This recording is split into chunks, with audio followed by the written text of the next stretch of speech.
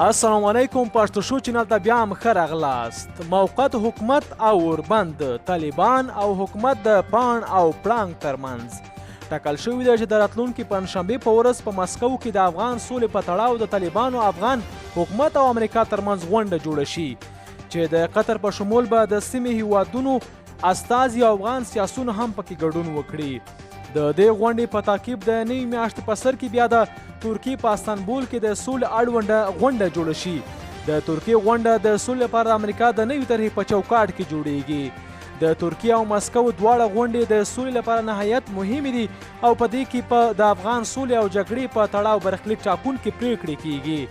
دا چې دغه پریکړې به تر کومه حده د افغانانو په خیر تمام شي وخت به ځواب ووایي. خو د بحث وړ موضوع د سولې لپاره د امریکا طرحه ده. که څه هم د امریکا د نوې طرحې ځینې برخې د طالبانو حکومت په ګټې دي خو بیا یې هم طالبانو حکومت دواړه د پاڼ او پړان ترمنځ واقع کړي دي چې یوې خواته هم نشي تللی.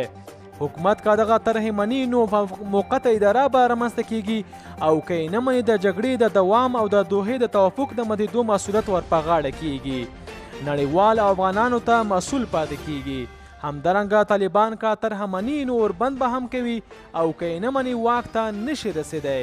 حکومتي جوړښت کې نه داخلیږي او د یوې جنګي ډلې په توګه به پاتې وي چې د وخت په تېرېدو سره به یې مات او ګډ نظامي حکومت قوت هم له منځه ولاړ شي.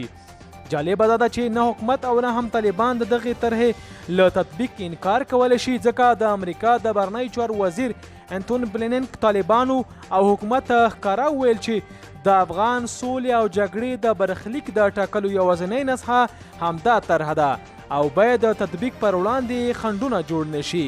افغانستان باید نهویمه لسیزې ته ونه ګرځي. او دوهم تازه مهم خبر داس دی چې ولې اوس امریکا او روسیه په یوه خوله شول.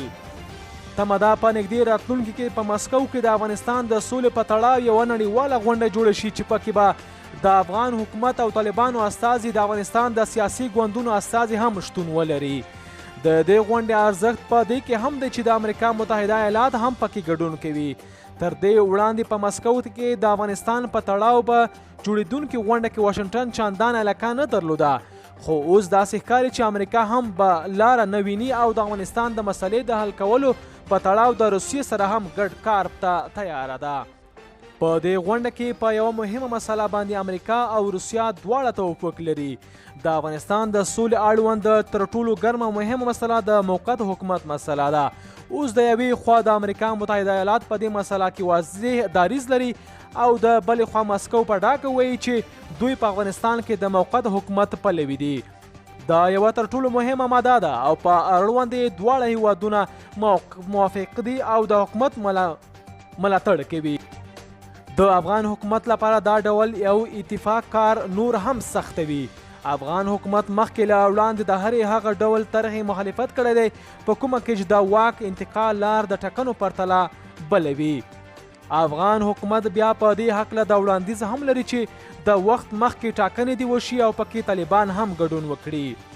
د امریکا او مسکو اتفاق که څه هم په ښکاره د افغانستان د مسلې د حل په پار دی خو ویل کېږي چې د امریکا متحده ایالات د یوې خوله له دې ویره لري چې هسې نه طالبان په کامل ډول د مسکو غیږې ته ولاړ شي او د بلې خوا بیا په کابل کې موجود حکومت او د دوی 20 کلن یاران په خطر کې دي. افغان حکومت اوس په دې هڅه کې دی چې په مکمل ډول دا طرحه نه رد کړي او نه یې هم ومني بلکې دا هڅه کوي چې په دې طرحه کې بدلون راشي او په دې بدلون کې د موقت حکومت ماده شامله وي. خو دا تر ټولو مهمه ماده ده او کیدای شي ټوله طرحه له خطر سره مخ کړي. ویل کېږي چې وروسته د مسکو د غونډې په ترکیه کې د جوړېدونکې غونډې په مهال به افغان حکومت د دې طرحې د تعدیل غوښتنه وکړي خو دا تر اوسه معلومه نه ده چې افغان حکومت به په دقیقه توګه څه ډول یو تعدیل په کومه شرایطو وغواړي او په وړاندې به یې د امریکا او طالبانو دریځ څه وي. او دریم مهم تازه خبر داس دی چې بلوڅ ملتپالو بیا پر پاکستانی عسکرو زړه یخ کړ. بلوڅ ملتپالو بیا پر پاکستانی عسکرو برید کړی او 11 تنو ته یې پکې مرګ ژوبله اړولې ده. د بلوڅ لیبریشن ارامې په نامه د بلوڅ ولسوالۍ د دغې برید مسؤلیت منلی او ویلي دي چې وسلوالو یې د پاکستان د رنجرز عسکرو پر موټر چاودنه کړې چې یو تن پکې وژل شوی او 10 نور مرګوني ټپیان دي. د دغه ډلې ویان جینټ بلوڅ وایي چې پیښه د پاکستان د کراچۍ ښار په اورنګي ټاون سیمه کې رامنځته شوې ده.